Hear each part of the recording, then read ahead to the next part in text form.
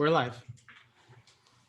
So good evening. My name is Gale Brewer, and I am the Manhattan Borough President. And I am extremely honored that tonight we're going to be talking about contact tracing and technology, balancing public health and privacy with four amazing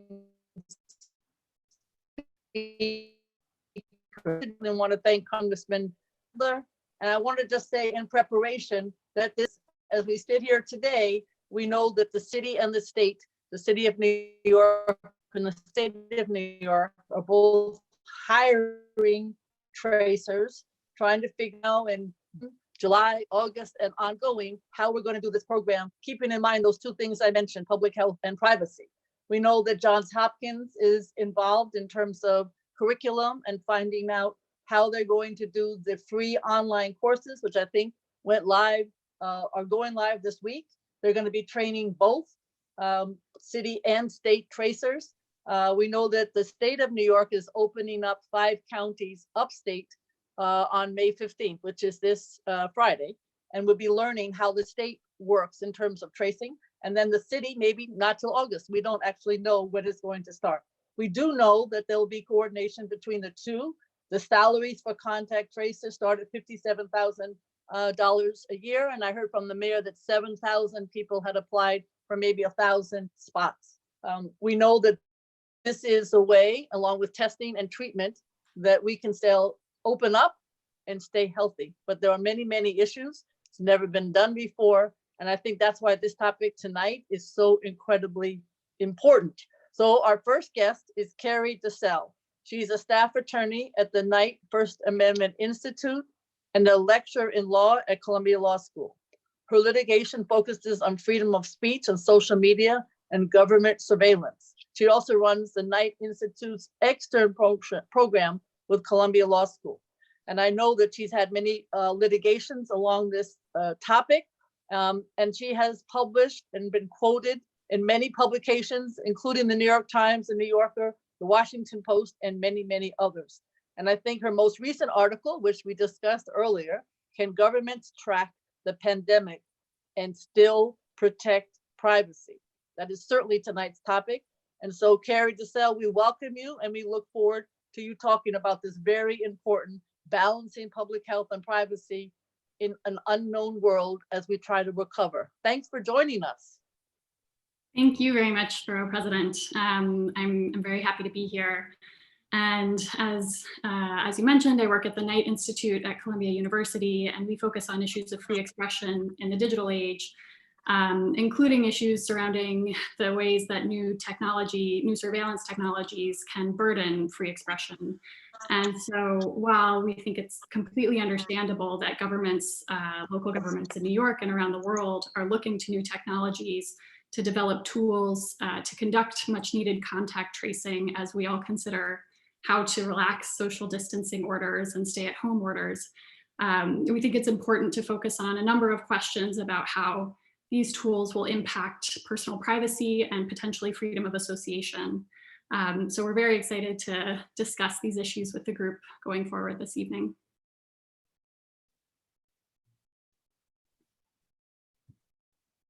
Dr. Eldad is an associate professor of biomedical informatics at the Computer Science and the Data Science Institute at Columbia University.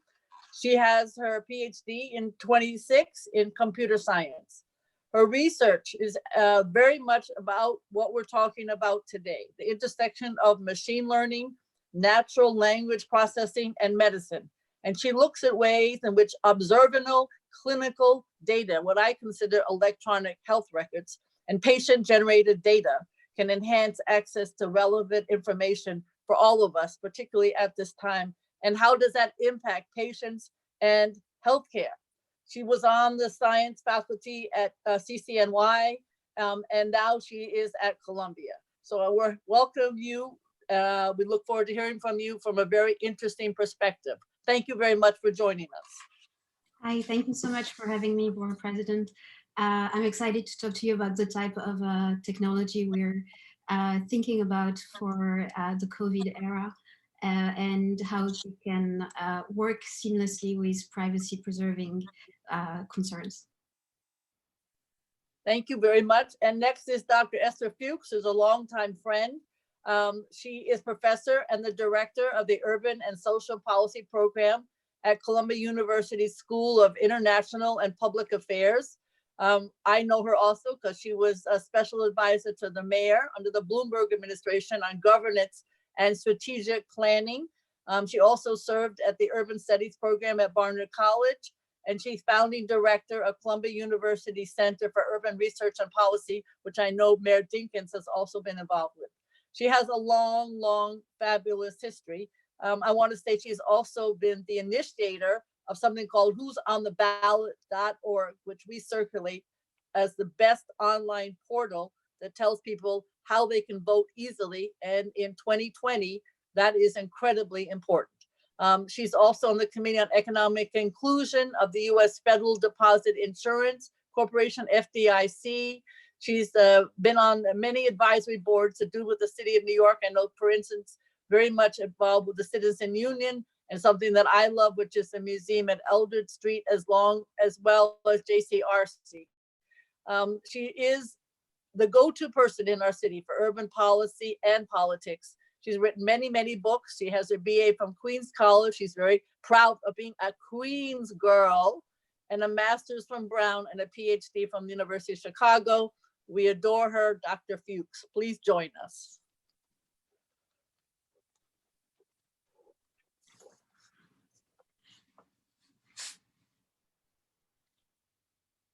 Esther, we can't hear you.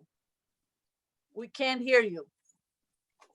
Esther, Okay, I was just going to say that that could have been done by my mother. I haven't heard such a lovely introduction in a very long time, and I appreciate that. Of course, I always feel lucky to be on anything that Gale Brewer, our borough president, is involved in, and especially anything that relates to technology and public health and privacy. I'm here in sort of a support role tonight. I'm working with Nomini El Haddad on a project called the COVID Watcher, and we'll talk more about that later. But we are, as everybody knows, facing an extraordinary challenge around this pandemic, and now the privacy issues that are going to be brought up by the need to track. And so I'm happy to be part of a team at Columbia that is working to make sure that community organizations will be part of this process, and that we will collect the appropriate data needed for advocacy, research, and public policy. And we're partnering with the borough president on that. So I'm very optimistic that we're going to do things right in the rollout period. Thank you very much. Our next wonderful panelist is the beloved Congressman Jerry Nadler. We know that he represents the Upper West Side, but he also goes all the way up to Morningside Heights. He has the Village, and he goes into Brooklyn, Borough Park, Kensington, and other parts of Brooklyn. They're almost too long to mention Jerry Nadler. He began his service in 1976 in the Assembly. He was elected to the House of Representatives in 1992. He is reelected now to his 14th full term in 2018. And of course, we're going to use Esther Fuchs's information, and we're all going to vote for him coming up in June. He is chair of, most importantly for tonight's discussion, of the House Judiciary Committee. He served there as the ranking member of its subcommittee on the Constitution and Civil Liberties for 13 years. He's a graduate of Columbia University and Fordham Law School. Jerry Nadler, thank you so much for joining us, and we look forward to talking about privacy and health and anything else you want to bring to our attention regarding contact tracing in this very challenging times. Well, thank you very much, Gale, for organizing this evening's discussion on this important topic. As we come together to deal with these unprecedented challenges, I think we all agree we should do everything possible to harness our nation's spirit of ingenuity and use every tool available to stop the spread of this deadly virus. At the same time, we must resist the temptation to think that there is one silver bullet or one magical technology solution that can solve all our problems. And we must be vigilant to ensure that we don't throw open the doors to new big data programs that can compromise Americans' privacy or be used to discriminate against vulnerable groups. As with any new technology, there's the great potential for beneficial use and also the great potential for non-beneficial use. So as we get started on this discussion, I'd like to offer up a few principles that I hope can guide the way we use some of these technologies going forward. First, none of these technologies should be used to create new government surveillance programs. We know from experience that these programs almost invariably tend to morph and grow beyond their initial intended purpose. And once they start, they can become almost impossible to dismantle. Second, people's information should be anonymized to every extent possible. And finally, uses of these technologies, of these technologies should have clear, limited purposes. Nobody's information should be shared or used for any reason beyond these purposes, in this case, public health, and everyone's data should be purged once it's no longer needed. So I want to thank our co-panelists for organizing this event, and I look forward to our discussion on how to properly balance the competing considerations. Yeah.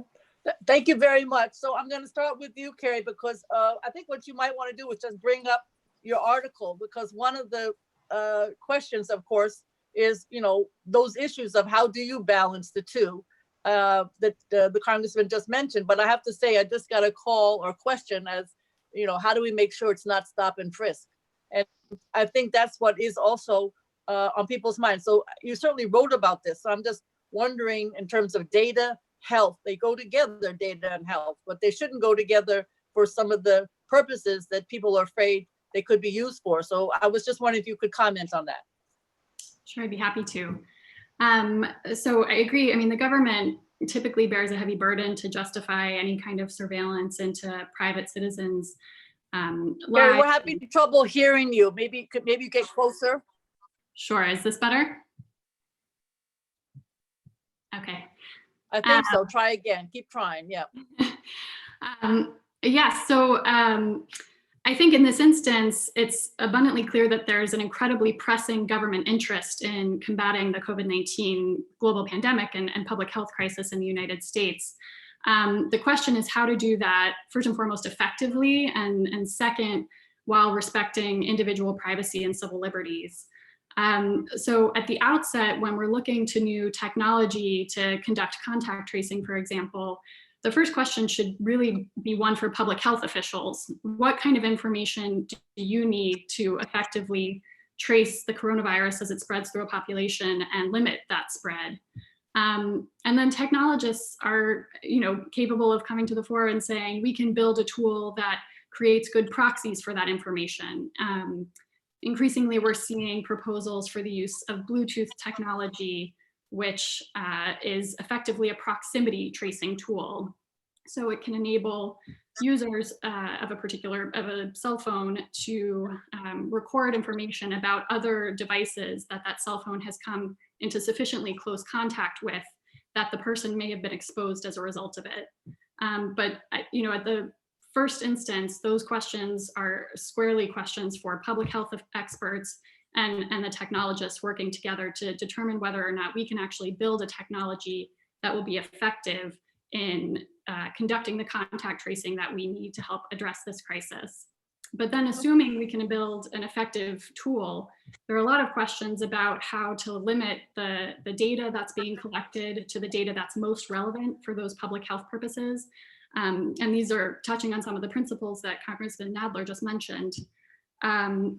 But you know, other countries around the world have used location data as opposed to this Bluetooth data, and location data can reveal much more information about a person that's much less relevant for public health purposes. If I go on a long drive on an open road, for example, that's not terribly relevant for contact tracing purposes, but can reveal a lot of information about me to government officials if that's where the data is being sent, for example. So we need to make sure that the data that's being collected is really the data that's most relevant for public health purposes. And then we need to make sure that the data is, as Congressman Nadler said, is anonymized to protect individual privacy and to protect sensitive health information from being disseminated in unjustified ways. There are a number of other questions too about whether the tool is voluntary, whether this is a consent-based collection of information, and we strongly urge that it should be. And there's, in terms of data minimization, a question about how long the data is retained. If it's stored locally on an individual's device, is it automatically deleted after a matter of weeks, after which point, if somebody tests positive, somebody that they had come into contact with 3 weeks ago may not be relevant for a contact tracing purpose. And that kind of raises the question about where the data is stored, whether it's locally on a person's own device versus in a centralized government server or servers maintained by local health officials. We would urge local health authorities, to the extent possible, to allow data to be retained locally so that it doesn't become part of a giant government stockpile that may be put to different purposes down the line. Then there are questions about security and transparency with respect to these tools to make sure that they're not being manipulated by bad actors, and that they can be tested by outside security experts. And finally, one thing I think that's worth noting is, these tools may be limited in their effectiveness within populations that simply don't have access to smartphone technology. Individuals, I think this goes back to a point that maybe you mentioned earlier, that these tools should, if anything, be a complement to broader public health initiatives so that they don't become part of, basically, so they don't really exacerbate the digital divide that I think you've talked about in previous town halls and leave certain communities out of a society-wide public health solution. Yep. Thank you very much. Naomi, obviously from the public health perspective, there are a lot of issues. When I spoke today to the state in charge of tracing and the city in charge of tracing, the two different entities working together, one of the issues that comes up, of course, is they're going to start with the human tracer. They haven't decided yet, picking up on what Carrie indicated, whether it's Bluetooth, GPS, or anybody doing the technology tracer. But it is ironic because we're all getting calls from every software company in the world saying, oh, we can do this, we can do that. But from a health perspective, which is really what we're trying to accomplish, and our goal is to keep people healthy. What kind of data needs to be collected? How can the human tracers do the best possible job, etc. I'm sort of picking up on some of the questions that Carrie answered. And can it be done on the human one-to-one level? And then do we need more technology? Right, and so I think you're pointing out exactly the tension that we have right now between what humans can do and what technology can offer to augment the possibilities to help fight against the pandemic. I think right now the general philosophy of this digital contact tracing technology is that it would work the best as a complement to human tracing or case managers, and that we would be able to build technologies that, for example, keep tracks of, as Carrie said, of all the people you've been exposed to in the past 2 weeks, but that because of privacy constraints would not, for example, keep identity of the people you've been exposed to, and rather would go and notify each person directly. And then the case managers would probably help with what to do once you know that you've been notified. Would you need to go into quarantine or anything like that? That would be one possibility of a scenario. There are other scenarios out there where there's less privacy available, where all information is released from your phone that keep tracks of, for example, the contact of the people you've been in touch with, and then it's up to the human contact tracers to contact these people and then maybe decide how much they would want to release for private information. I think there's different scenario out there, and it's not clear which one is the one that's going to win right now. Anecdotally, Google and Apple have a month ago suggested that they had technology available, and they made it, they offered it to many countries and local states and cities And their solution had complete privacy. In other words, there was no location tracing and no identifiers being kept. It's not, I think right now we don't know who's gonna, which exact technology is gonna be used. Well, so Esther, I know that you and Naomi working on the COVID Watcher. What is it? Can you pick up on what Naomi was talking about and explain? And then from a policy perspective, how does all of this help the average New Yorker? Esther, you're muted. Sorry. So Nomi really initiated this, and I've been fortunate enough to be able to work with her on this immediately to get involved with the need to create a platform for what we like to call citizen science. And this is a kind of wonderful thing because the data collected, people basically agree to have their data collected, and it is anonymous. So from the start, unless people say, I want you to know who I am for whatever reason, the data remains completely anonymous. And it's collected over an app or on the web.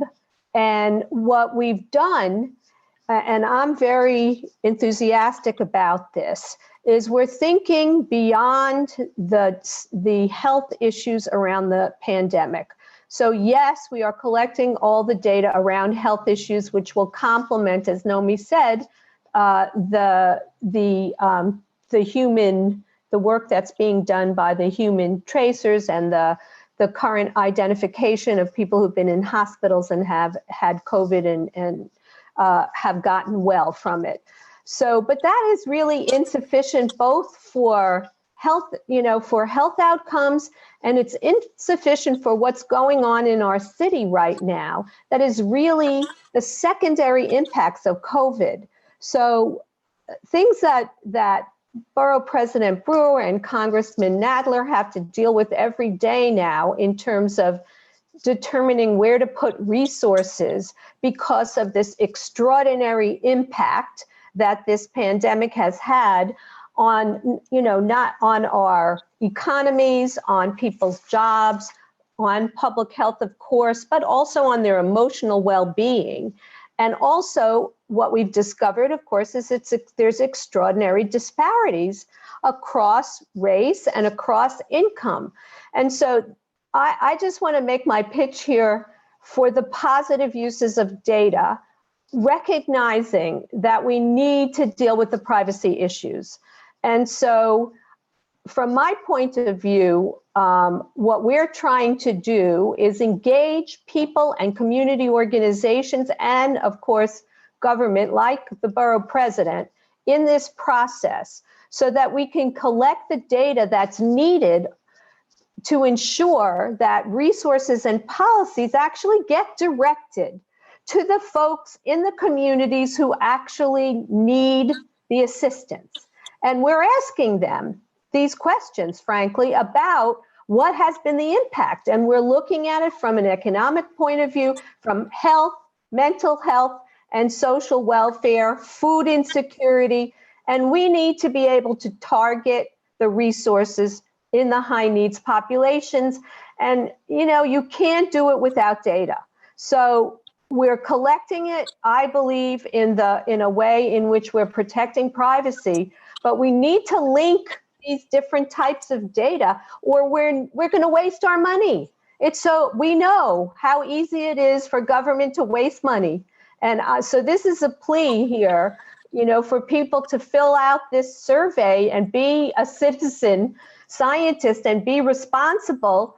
Go anonymous, but help us get the resources and the information to the places that can actually do something. And this is where Gale comes in. The borough president needs to be involved to protect the public here. The congressman needs to be involved to protect the public.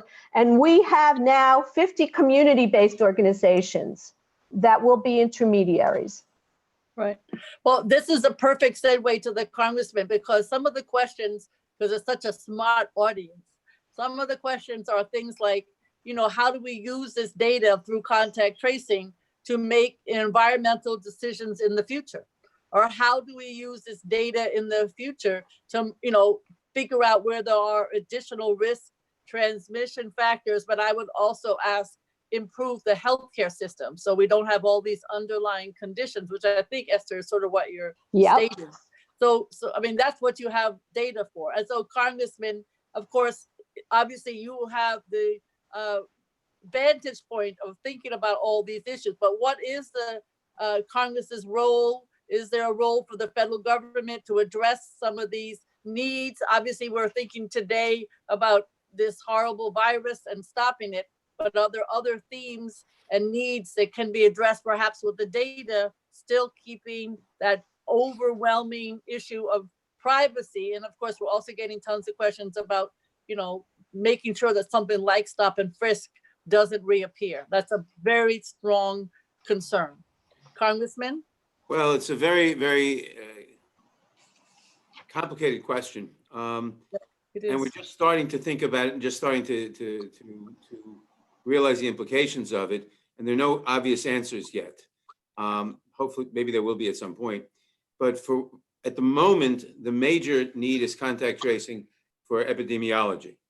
And that we need to do. But I would say we have to be very careful that the information you collect there is used only for that purpose and only for a short duration, and that it's destroyed after a while, so that it is not, so that you don't build up databases on people and where they go, who they meet with. That has real implications for privacy.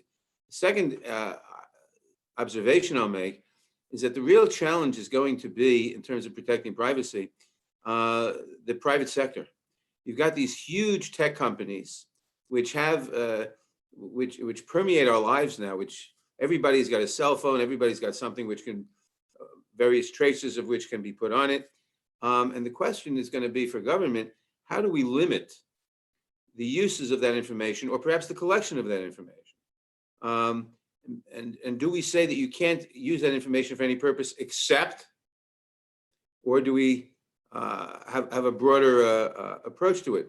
I am very leery of very powerful companies having too much information about people. Now we know they're using all sorts of information for marketing purposes. Our committee has an investigation going on right now about overuse of, about overweening power in technology companies in particular. For example, Amazon using information about products on its that are sold on its website to on its platform in order to develop competing products. You have to prevent the accumulation of too much information in one place. That's probably easier to do than to regulate that may be easier to do than to regulate the use of that information. For the narrow purpose of contact tracing people with a disease, that can be contained more easily, but it starts to raise all the questions that we haven't really given much thought to yet, and don't really have great conclusions about yet, but we're going to have to deal with over the next few years. Questions brought up in the question boxes about the health systems, private contractors, how will information gathered from the tracing be transferred between entities? And that's very specific. In New York City, Johns Hopkins, thanks to former Mayor Bloomberg, is going to be collecting the data that is coming from the state and the city. And the city is using Salesforce and the state is using Vital Strategy for something called case management, which is basically if Gale Brewer is found to have COVID, then I need to be managed, and the people who I'm in contact with, maybe we need food, maybe we need isolation, all that kind of management. So, but all of those folks will have information. Well, they all have data. And I guess my question is, again, from your wonderful words earlier, and you could expand on this, this is a concern. Again, as the Congressman stated, it should be not used except for the purposes at hand. But is this going to be an issue? How do we deal with all this? Even though we know what we want, how do we get there?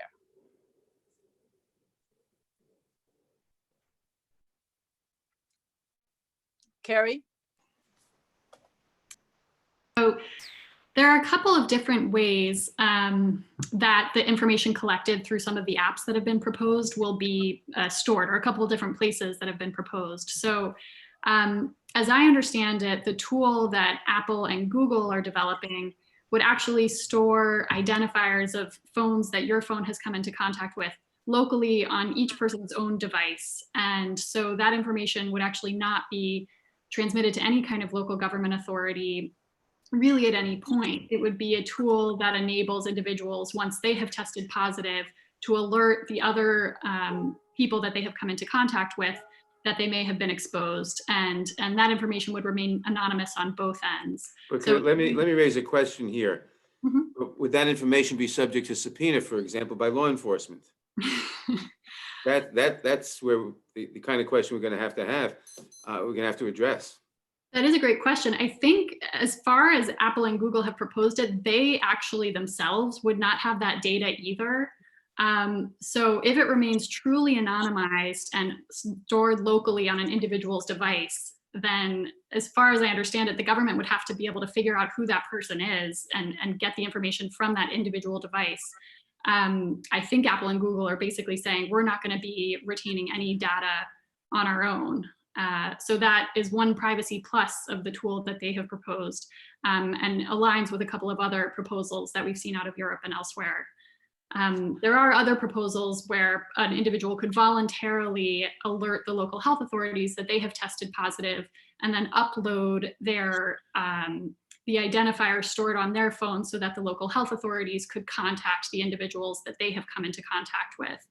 And then I think this goes back to your point, we would want to see strong protections put in place that require the deletion of that data from the centralized server after it has served its purpose. Wow.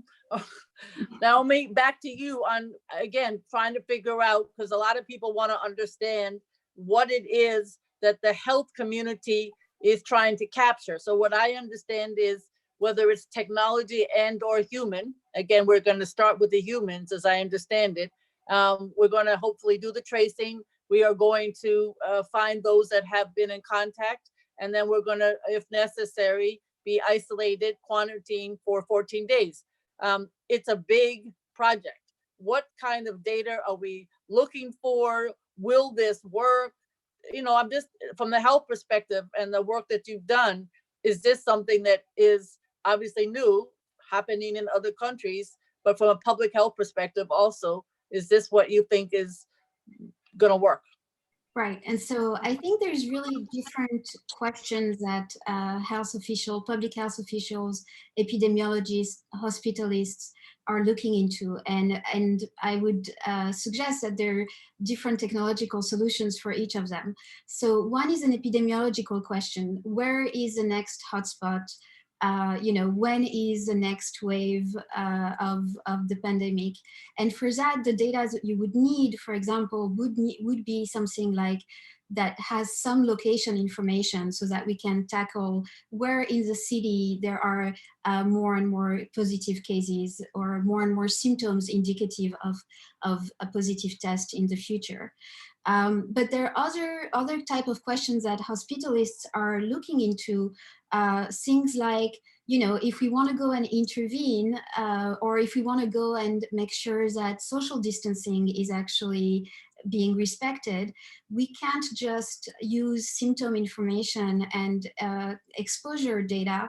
We need to understand a little bit better the context of people and their lives. And so, you know, just having this type of data collected might not be enough, might be surprisingly too privacy intrusive, but at the same time not enough to answer the practical question of that hospitalists are trying to answer.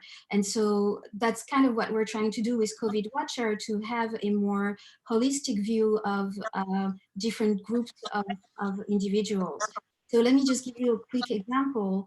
If we see that a particular neighborhood has a lot of movement because people are reporting that there's a lot of exposure, is it because there's just no respect for social distancing, or is it because there are effective barriers that are making people having to go into one supermarket only that's available in the neighborhood, for example.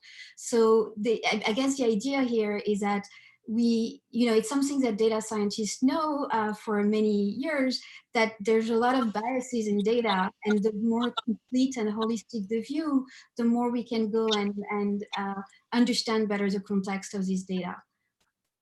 Well, that leads right into Miss Policy Esther Fuchs, because the question, from your years at City Hall, it would be great if, while we're discussing all of this, we did think about how it can be used positively, which is sort of what you're talking about. And I'm sure when you do the survey and we fill it out for you, that's how it will be used. But citywide, statewide, how can this policy ideas that you're mentioning, that Naomi mentioned, be used in a way that does accomplish that? So it's not punitive, because that's what people are afraid of.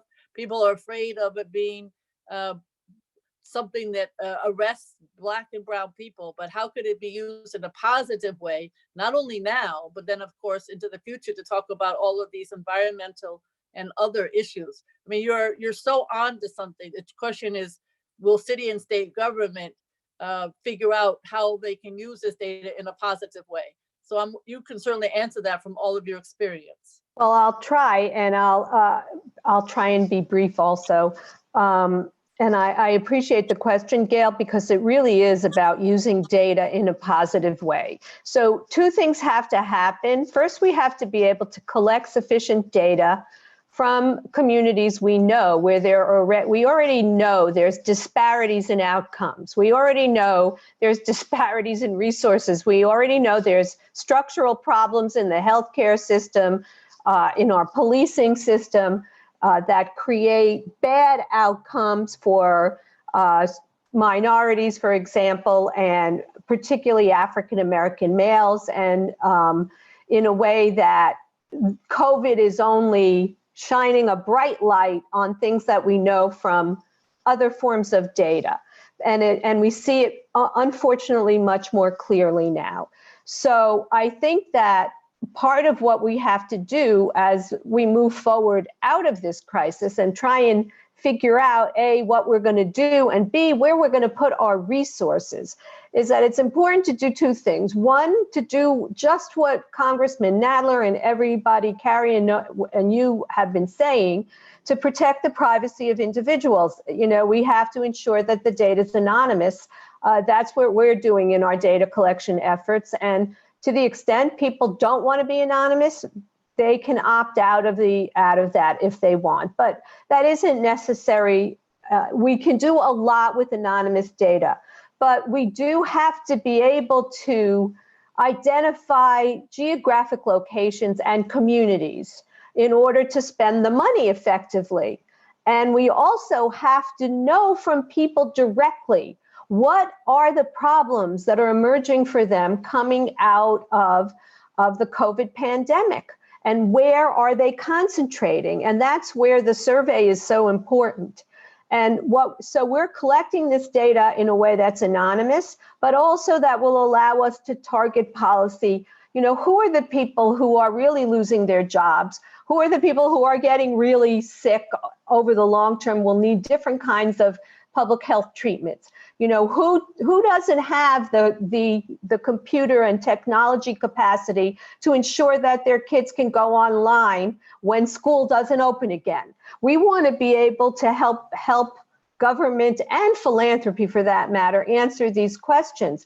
And so in order to do that and to ensure that there is no abuse of this data, we feel that the university is a really good place to be collecting the data, and that we have an elaborate process of human subjects in which we have to demonstrate that our data collection efforts are adhering to a whole set of specifications around individual privacy, first. And secondly, we are working intensely with community organizations to do two things. One, to make sure that we're reaching out to these communities that are often ignored, high-risk communities.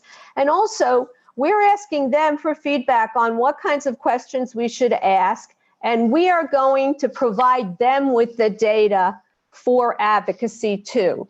We will provide it to government to the extent that they want to be able to use it. But really, the point is people trust their community organizations, whether it's Citizens Committee for Children, or whether it's Jewish Community Relations Council, Catholic Archdiocese.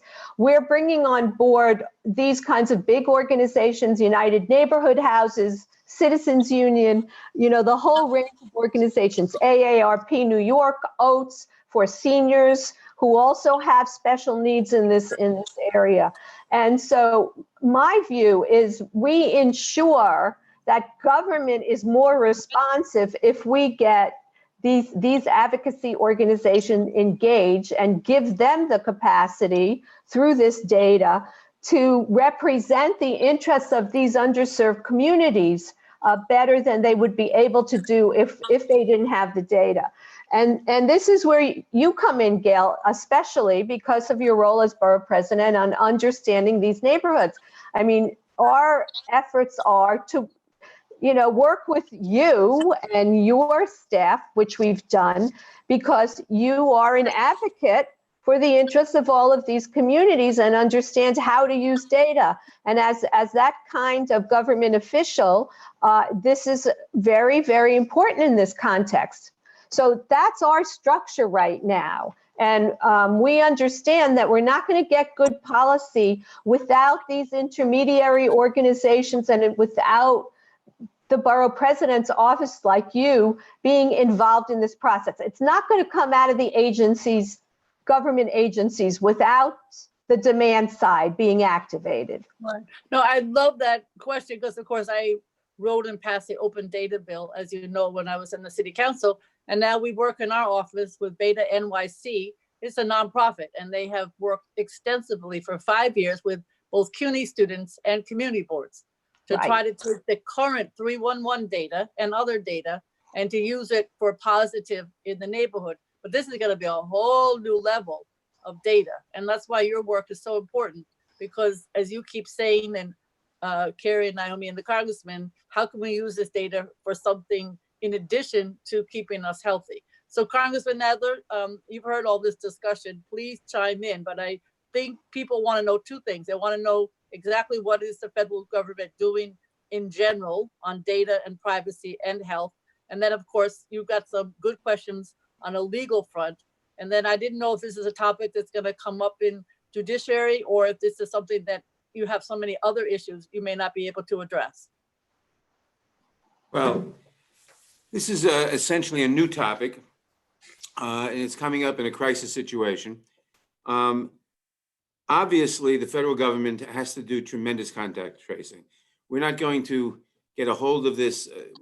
We're not going to prevent huge dissemination of the virus and huge new numbers of victims unless we have extensive testing. And we don't have the testing available yet. We should be doing about 1 million tests a day in this country. We're at a third of that at best. But following up that testing with contact tracing, to warn people and to get them to get tested and to quarantine them as needed to inhibit the spread of the virus. That's the only way we're going to inhibit the spread and save people's lives until we get a vaccine or a cure, which may not be, I mean, who knows how long that is? It could be a year, it could be 18 months, could be longer, God forbid. We don't know. At the same time now, so one struggle that's going on politically in Washington is between the know-nothings who are just like the president and others who are just ignoring the need for this type of testing and contact tracing. And by the way, one of the things that means, if you're talking about doing this right, you're going to need probably 400,000 to 500,000 people working full-time in contact tracing. And that's one of the ways, in one sense, that we'll start replacing employment as we start emerging, hopefully, from the depression brought on by the disease. But second of all, the role of Congress, really, as you have the need for contact tracing is obvious. The technology companies are now coming up with different ways of helping with contact tracing other than just by going door to door and talking to people. which is the old-fashioned way and the way we know how to do it. The role of the Judiciary Committee and of Congress is in many, well, the role of the Judiciary Committee in particular is to make sure that these new technologies, as they are introduced, are monitored, that we watch them, and that we put safeguards on them so that they cannot be used and are not used for invading privacy and for or for other purposes that we wouldn't approve. Anytime you have a major necessity, which we do, the temptation is always to use a new technology or a new means, and then not to limit that new means because it becomes easier to do other things with it. And that our role is really to explore, I think, to explore these potentials and to put limits on the use and abuse of these new technologies as they become available. In particular, if they can be fielded by very large private organizations, such as the big technology companies, because big companies, big organizations of any sort always have the temptation and the potential to use or misuse capabilities or power for their own benefit, and considerations like privacy get swept aside. Not that they're against it, they just aren't important to them. So we are the people in the Judiciary Committee and Congress, but the Judiciary Committee in particular, who have to watch out as these things emerge and figure out safeguards and limitations. And you mentioned some legal issues earlier. Those haven't come up yet, but what could they be? There are certainly many. Well, the major one will be, and it will come up in different forms, can you use information gathered for one purpose, a beneficent purpose, for another purpose, which may also be beneficent? We're collecting data about people's contacts, and suddenly, should that data be usable to solve a crime? Should it be should it be the subject of compulsory process? And that's not an easy question to answer. You certainly can't say always yes or always no. It's a balancing test, which you have to address. And we're just beginning to think about these issues. I have no easy answers. We're just beginning to think about them as they're just beginning to emerge. Yeah. So, Carrie, I know that you, again, focused to your credit on the issues of technology. And somebody's asking me, if we don't have a cell phone, is there a digital divide that we need to consider? I know, again, we're still talking about human tracers, at least in New York City and New York State. We haven't gotten to the other ones yet.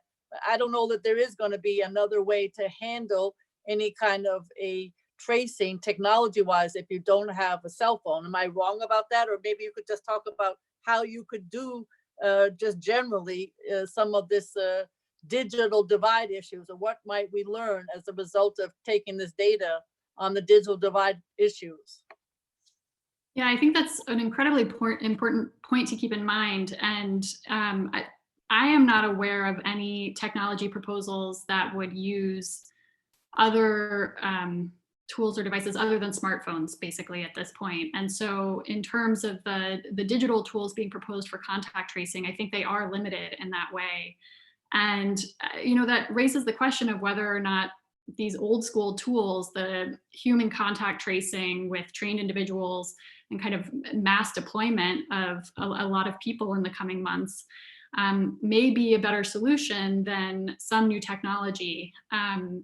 And our visiting scholar at the Knight Institute, Amy Kaczynski, has really advocated for something that she calls the Community Health Corps, which is a works progress administration style deployment of hundreds of thousands of individuals, both for contact tracing purposes, but also community health advocates and liaisons to really do the kind of on the ground work that's necessary to reach communities that are, victims of this digital divide. But wouldn't they also need, I think that's a great idea. I know that Council Member Mark Levine, who's chair of the Health Committee in New York City, has been talking about that also. Wouldn't that also involve some kind of tech component? Because obviously you collect the data, technology-wise, you still have to figure out how to use it. So how, just in terms of we keep going back to this privacy issue, and also how the data can be used for other than its immediate purpose. That's positive. We have to worry about that. But is there some other apparatus that would go with a community health corps? I know it's been talked about a lot in terms of technology. Yeah, I suppose in terms of compiling data that's being collected on the ground into some kind of mass resource for public health advocates to use. And it seems as though that actually kind of aligns with a lot of the aims of COVID Watcher. And it's understandable that there are, a lot of really beneficial and admirable goals that come out of these programs. I think the question remains, I guess I would push back on the urge to repurpose this data for any other, even beneficial use going forward. I think when we have a national crisis like the one we're currently facing and we roll out any new kind of surveillance technologies, we need to make sure that those technologies are very narrowly tailored to serve the immediate crisis at hand. And it can be that those technologies serve as a model going forward that we kind of refashion to serve other purposes. But in order to justify a very significant intrusion into individual privacy and a burden on free expression and a free association, those limiting principles need to be strongly maintained, I would argue. Okay, so Naomi, that certainly fits into, people are asking about the intersection of socioeconomic factors and the rate of spread. And even if we use the tracing, as you heard, just for purposes at hand, obviously the health of all of us, we want to use it for other, because we think that maybe other purposes would help address other needs. That's really another tension, because I'm always thinking about, privacy and health, but now we have another tension, which is what can we use, if at all, maybe we shouldn't, the data for some of the things that you and Esther are talking about. Are there other health needs that it could be used for? Should it? People really are now asking even more questions along those lines. Naomi? I'm unmuting myself, sorry. No, you're absolutely right. I have to move this. There are some, so some of the pros for reusing data. I think COVID is particularly interesting because we don't know much about the disease, right? From a scientific standpoint, we're still trying to understand who is more at risk, which therapies work better for which groups of people, and reusing as much data about our patients and their prior medical history, for example, would help us understand better how to fight the pandemic from a medical standpoint, from a therapeutical standpoint. So that's, for me, that's a very strong tension and a very strong point in favor of reusing and meshing together different types of data. The other type of pros that I'm thinking of, that which we do somehow in COVID Watcher, is you mentioned open data about New York City. We overlay information that we gather from our communities on top of data that we already know about New York City.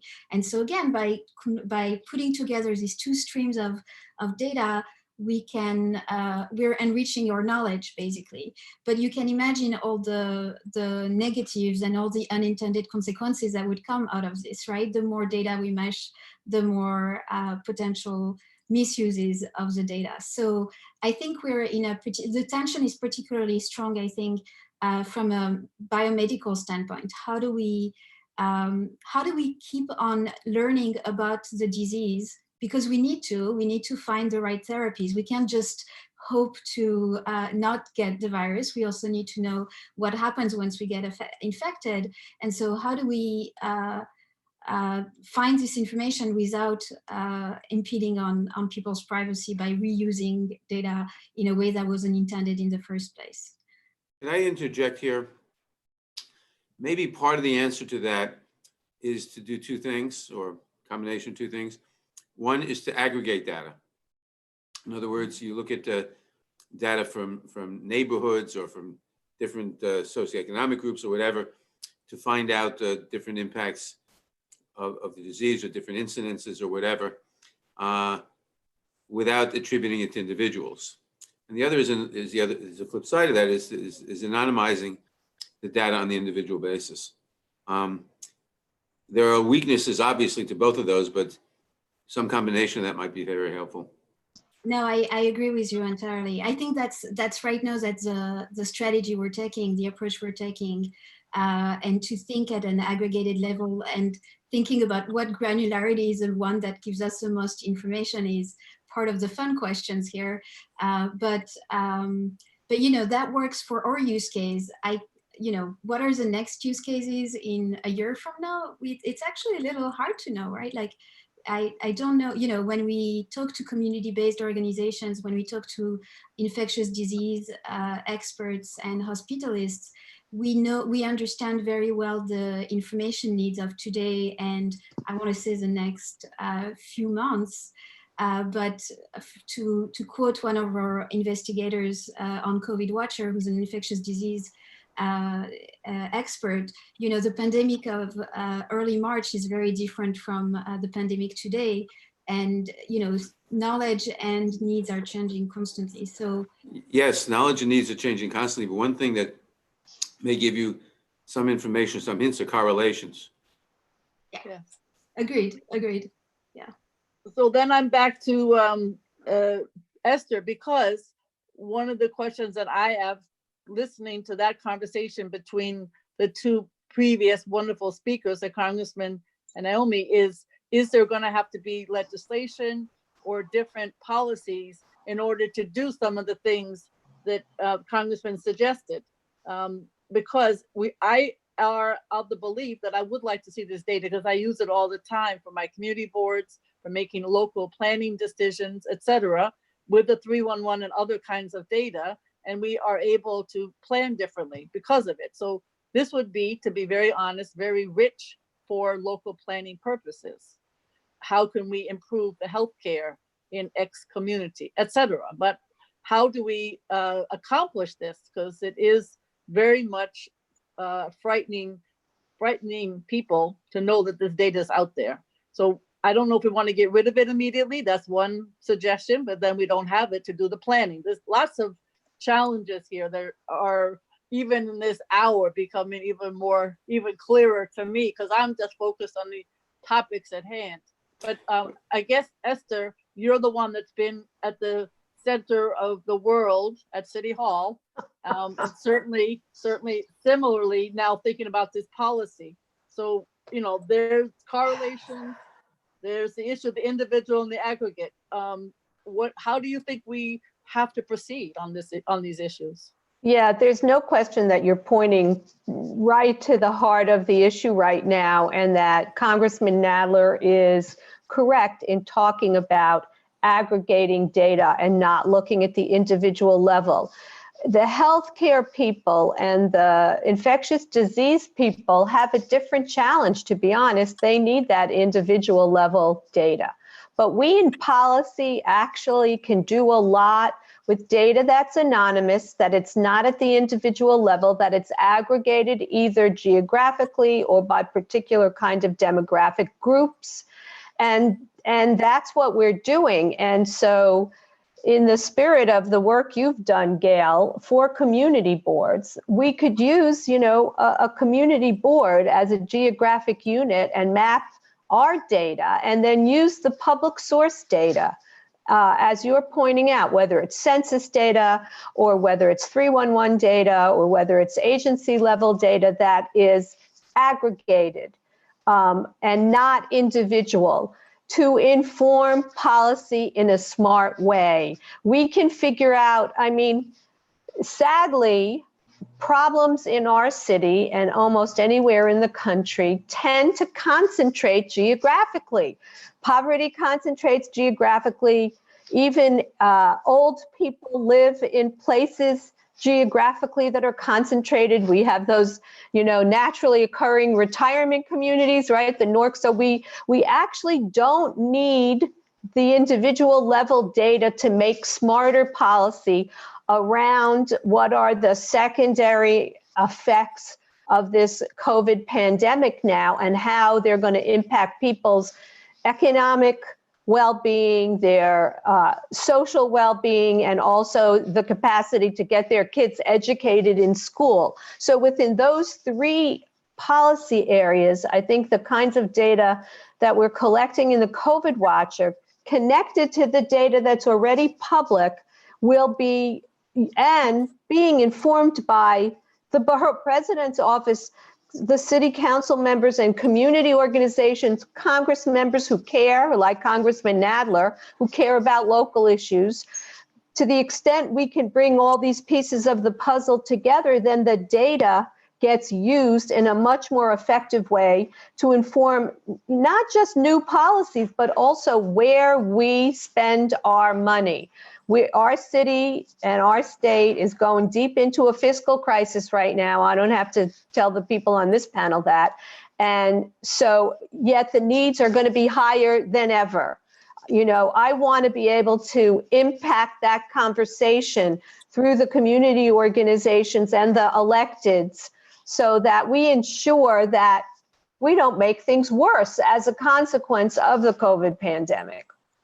Yeah. So Congressman, that's an interesting discussion that we're having, I think, because as I indicated, health and the issues of privacy, but now we're talking about how we use this information. You've got the whole country in a sense, even though you're our wonderful local congressman, you still have the whole country that is under your purview with all of your shared colleagues. Are these discussions taking place, do you think, elsewhere? Obviously, tracers, testing, tracers, and treatment. I call it the 3 T's. But then in addition now, how do we use the data? Can it be used for other means? Is that something that you think will be thought of by the federal government and the House and Congress? Not in the immediate future. I haven't heard this. The discussion is really on two different levels. On one level, there's the discussion, the debate, shouldn't be a debate, it's open and shut really, of should we have a lot of testing and contact tracing? Yes, we should, we must, but for obvious reasons.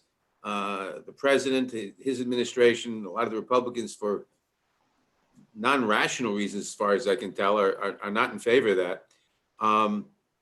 But it's clear that as a matter of epidemiology of limiting the spread of the virus, we have to do that. But people are talking about that in the context of personal contact tracing, in the context of recruiting an army of people to go out and do that. Quite separate, and that's the discussion that's going on now. And in the bill, by the way, that was just put forward today by the Democrats in the House that we may vote on Friday, there's a large sum of money to hire a lot of people for precisely that purpose, for testing and for contact tracing. Quite separately from that, you've got these big technology companies, which are massive companies, which are not accountable to anybody really, and which are developing, among many, many other things they're doing, they're developing these apps, and they may have very good intentions on that too. But these apps and their applications raise the questions that we've been discussing. That discussion is just beginning, if it's even begun. As I said, the Judiciary Committee has been holding a series of hearings on really on an antitrust basis, looking into various practices of the tech companies, but it hasn't been concentrating on this, because this is really just coming up now. It'll become a bigger discussion topic, but I don't think there's much focus on it now at all. It will come, but right now, most of the, and it may come too slowly, because the tech companies may come up with ways of doing contact tracing based on high technology, which are much more efficient than the way we're thinking of doing it now. And there may be great pressure to implement that quickly without the thought about their privacy implications having really begun yet. And we'll have to play catch up on that. All right. Carrie, there's a lot of questions in the chat. I mean, one of them is, what exactly is the method of protecting privacy? Now, there's two different ways, of course. In New York, right now, with the individuals and Johns Hopkins, plus the two companies that are working on case management, how that's going to work, I don't know. You might have some ideas. And then, of course, people want to know if you have aggregate data, which has been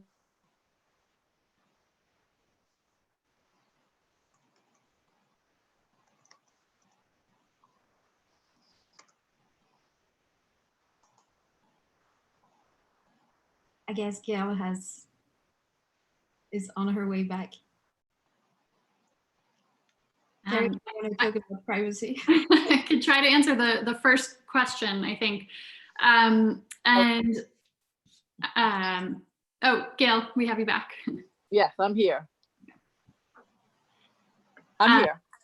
So I guess just with respect to the first question, what are the measures that we can put into place to protect privacy once this information is collected? Yeah, so I think, there's an initial question about where the information is collected in the first instance. As I mentioned before, if it's stored on your device and the only information that's stored is anonymous identifiers from other phones that your device has come into contact with, that's a very privacy protective way of keeping data for the length of time necessary to alert anybody who may have been exposed to the virus. But it's a very disaggregated way of storing data. So to the extent Johns Hopkins or other institutions are collecting data and storing that data on centralized servers, there are a number of questions. Basically, those institutions are going to need to make representations, and it could be that lawmakers need to put into place privacy protections to which institutions will be beholden. So again, questions about how securely that data is stored, whether it's stored anonymously and in an aggregated way, whether it will be deleted after a certain period of time, and whether the deletion protocols are made publicly available so that outside security experts can kind of vet them. Those are all steps that an organization can take to increase the privacy protections in place for the data that it's collecting and storing. But ultimately, if it's a private organization collecting that information as opposed to the government, we don't necessarily have the Fourth or First Amendment to invoke to hold them to account. So we either need lawmakers to step in and put into place strong privacy protections, or we as the public, particularly if we're going to be deciding whether or not to voluntarily participate in one of these systems, need to just demand the information necessary to make an informed choice about whether to participate. And I think this goes back to something that it seems that COVID Watcher is trying to do. The more privacy protective these systems are, the more willing people are going to be to participate in them. So the two can go hand in hand to really serve the overall health goals of a particular tool. Yeah, I would, if I may add to this, Yes. I think, I like how you put the institution and private organization. I think one scenario that's been really working is the one of research, and institutions that have research boards and have these very stringent laws about consent, transparency, risk benefits ratio, and privacy of participants have been, I think, very useful for us as guidelines. And in fact, some private or institutions can opt to follow these guidelines. So for COVID Watcher, for example, our data is stored on HIPAA certified servers. So it's treated as if it was clinical data. And any data that, if someone wants to give identifiable information, is stored separately from the data related to COVID and other things. But again, I think these type of guidelines exist in other areas, and I think it might be a nice opportunity here for tracing capabilities to think about what IRBs and research institutions are doing. Gail, this is really important what Nomi said, because this is a model, and Congressman Nadler, you might look at it. This is a model. The data for COVID Watcher is stored on a HIPAA certified server.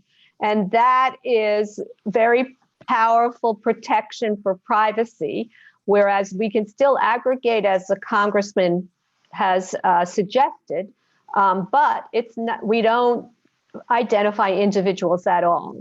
And so there is standards, and I just want to emphasize what Nomi has said and what Carrie has pointed out as the issue.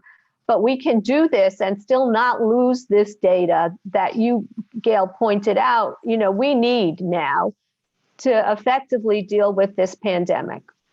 Yeah, I think, Congressman, I think one of the ways to do that, obviously the questions are, is there legislation addressing the privacy concerns and necessary data protection? And you could answer that. But the other way to look at this is, how can community groups, and this is what COVID Watcher is trying to accomplish, how can community groups and community groups of color be empowered by their own data?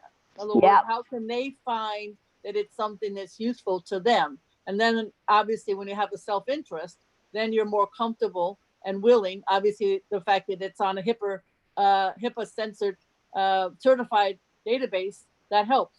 But I think people also have to feel that it's something that they Yes. can be empowered with.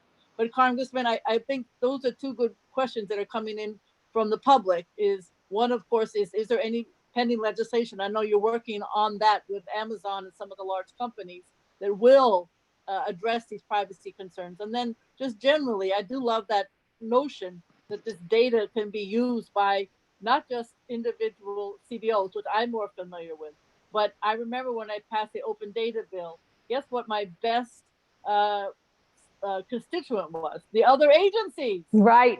They were so excited that there was data because it had been siloed for so long Right. in their individual Wow. agencies.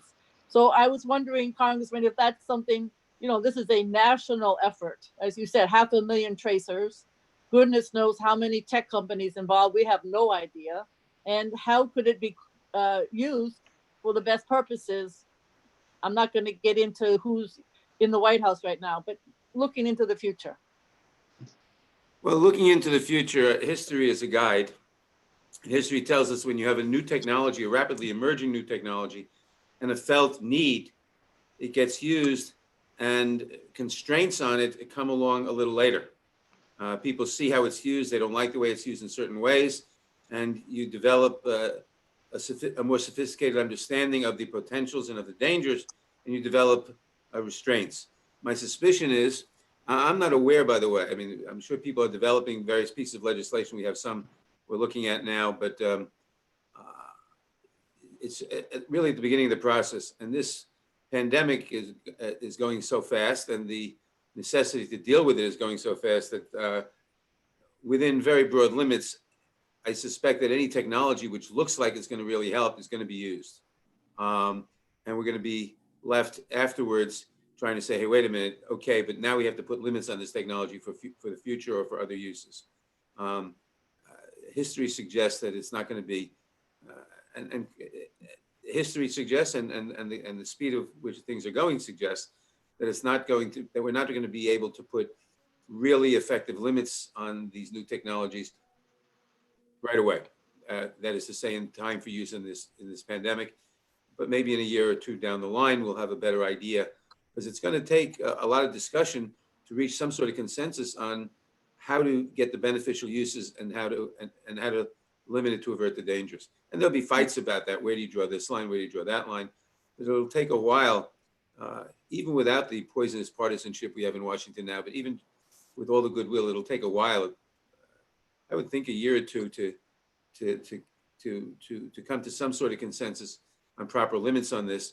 And that'll be informed by the experience we have over the next year or so with the pandemic, and with the extent to which and the cost of which, the extent to which the technologies can help us, and the costs that we see in privacy or anything else of the use of those technologies. So what legislation is pending at the moment is not likely to pass so quickly, because there is nowhere near, people haven't given enough thought or had enough experience with this to deal with a brand new area yet. Okay, so Carrie, I know that you have some leeway to think about these issues as being part of the Institute, the Knight First Amendment Institute.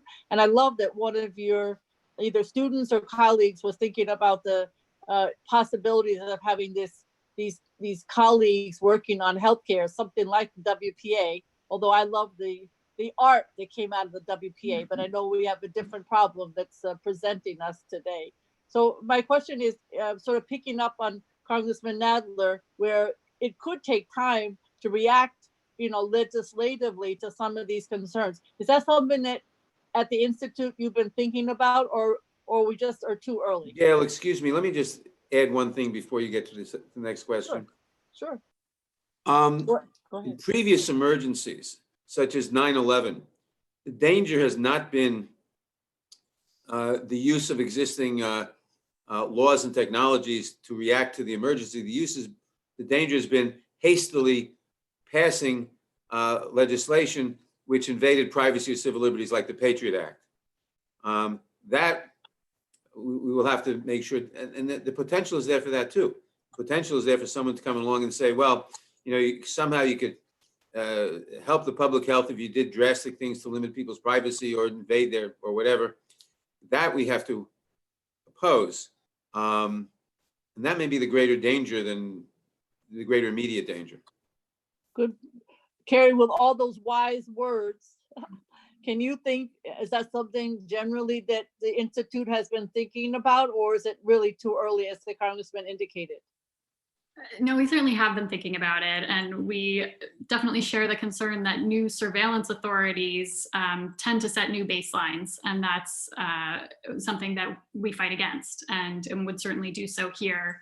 In terms of looking at the new proposals for contact tracing apps, and I would just draw a distinction between COVID Watcher, which seems much more kind of community-based, and the survey itself is a better tailored solution potentially to getting the exact information that's necessary to serving public health needs than these more specific contact tracing apps that sometimes are proposing to vacuum in lots of location data or other information that may be less relevant for the immediate public health needs.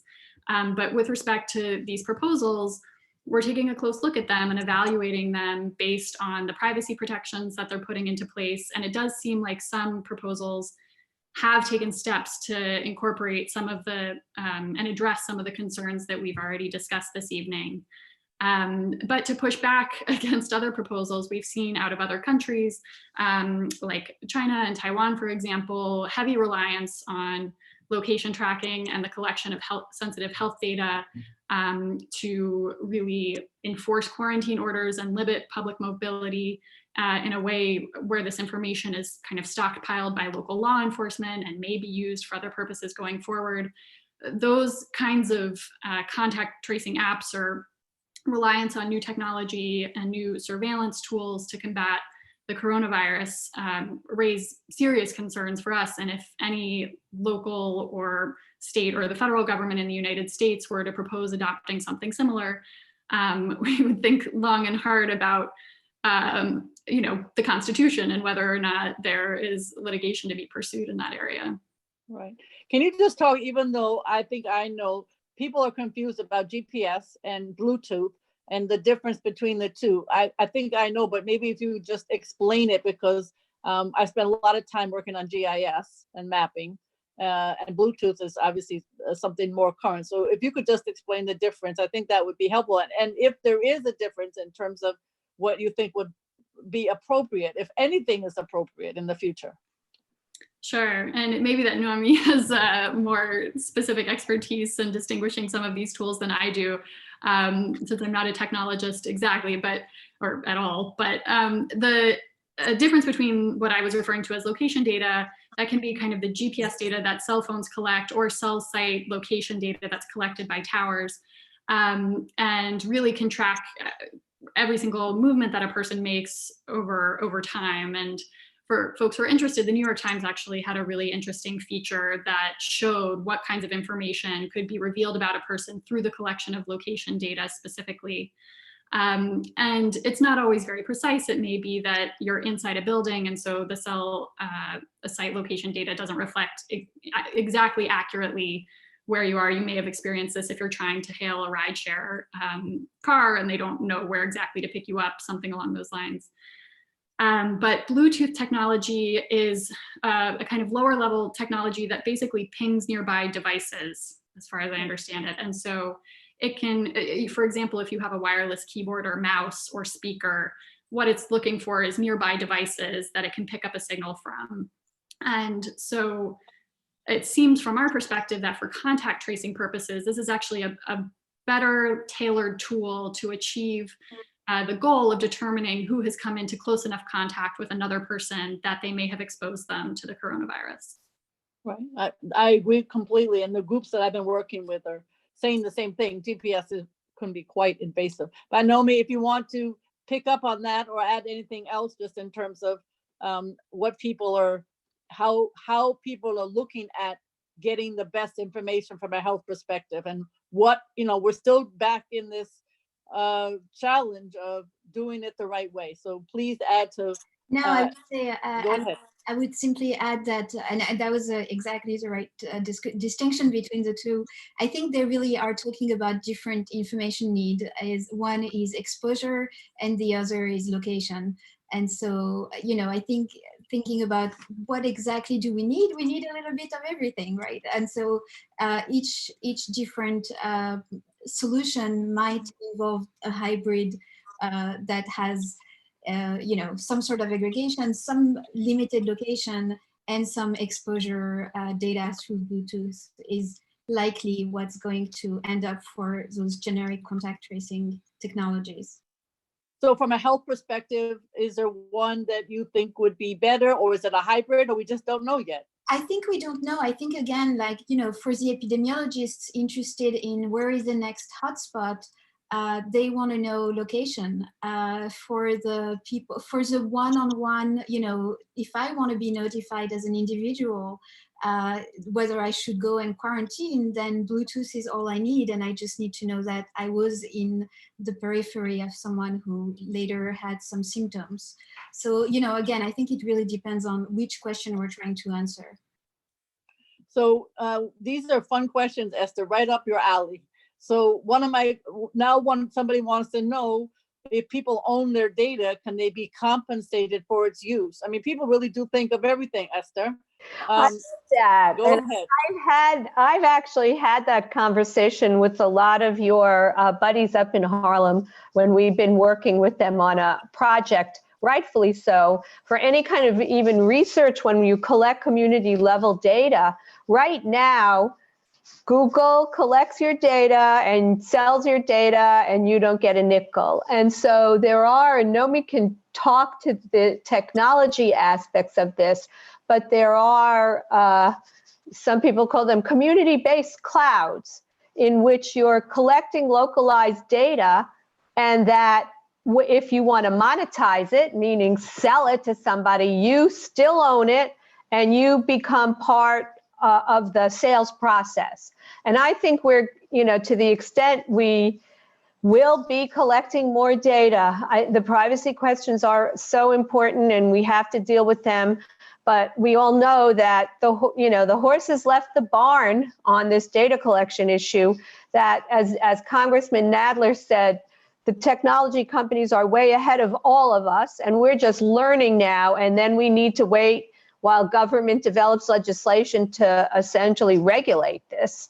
So the data is being collected, and I, for one, love this idea, Gale, of that communities should own their data and be able to monetize it in the ways that now these big companies like Facebook and Google, especially Facebook, are just taking your individual level data and selling it. And you probably signed something that you don't know you signed, giving them permission to do it. Yeah. So Congressman Nadler, these are such fun topics to think about, except that we're actually trying to solve a health crisis at the same time. Are these issues that are helpful to you as chair of Judiciary in trying to think of, even though you're made the clear point that we shouldn't jump to conclusions, we should think before we do things like the Patriot Act, God help us. But are these helpful discussions for thinking about these issues in Congress? Well, these are certainly helpful discussions in raising these issues. And they're emerging issues we're going to have to deal with. And yes, therefore, they're very helpful. Again, the question is the time frame. The pandemic is going to hopefully be gone soon, but these issues are going to remain. And one thing that this is doing is pointing a spotlight at these issues, but we're coming at it also from a different angle. As I said, our committee has been holding a series of hearings on the tech companies from the point of view of their use of information and their power in society, and an antitrust point of view, which we have to address.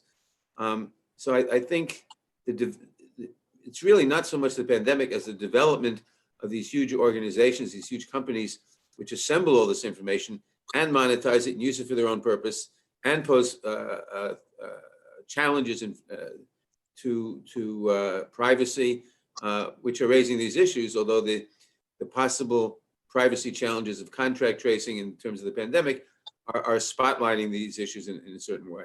But the issues are broader, and they're emerging from the technology and from the gargantuan size of the companies that have emerged in the last 20 years. And we're just beginning to think about it. Yeah.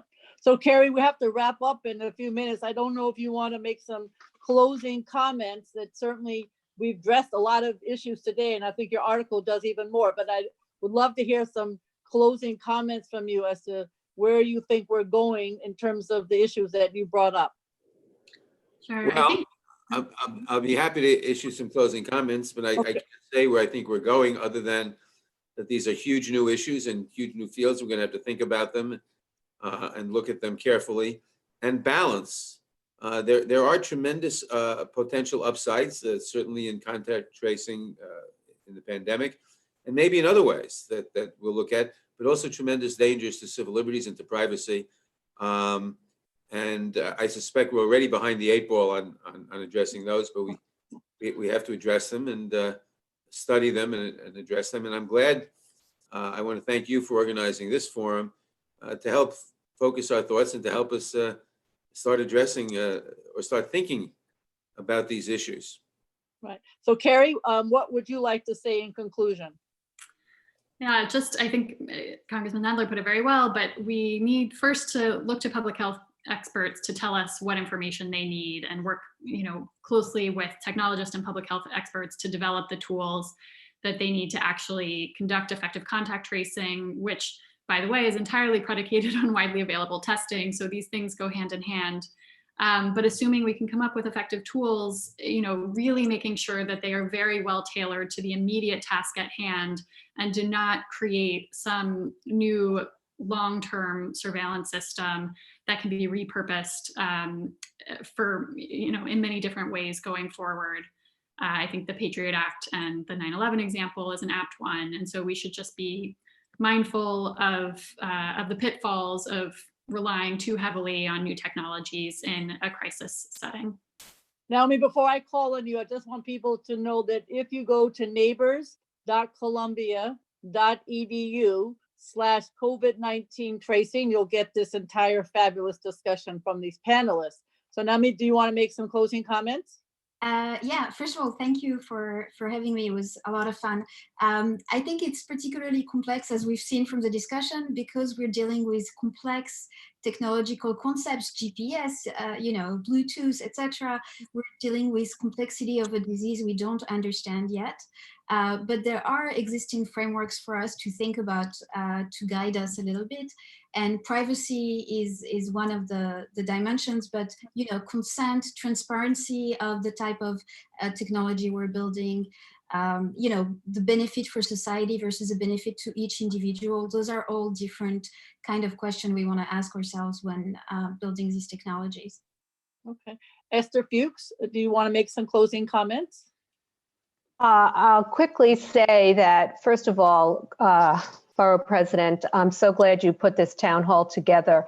And that to me is the optimistic note that I take away from this. We're on Zoom on the town hall being led by our borough president, and the public is being given an opportunity to engage.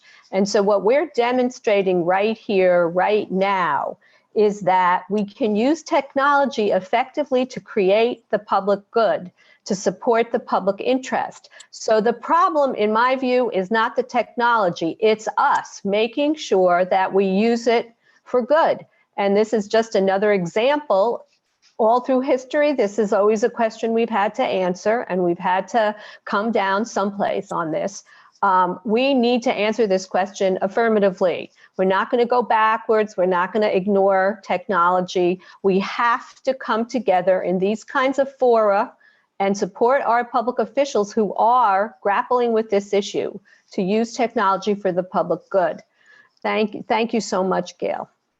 Well, thank you. This is an amazing panel. I think none of us would know exactly where it was going to end, but I have to say, as somebody who's done a lot of these discussions, this is the one that has given us the most new as the Congressman said, emerging information. There have been some calls about how do I become a tracer? How do I learn about this? Well, the answer is if you go to manhattanbp.nyc.gov/sign up, you'll get our newsletter. And we have been listing very strenuously trying to get information that tells you you have a state website to do that. You have a city website to do that. And we have all the information there. You can certainly go to the state or city websites in addition. So thank you very much, Columbia University. Thank you to these amazing panelists. And I hope that this discussion, I'm sure will continue because it has a lot to do with public health, privacy, and then how can we use the data for good in our communities. Thank you very, very much. I'm Gale Brewer, Manhattan Borough President. What an honor. What an honor. Thank you so much.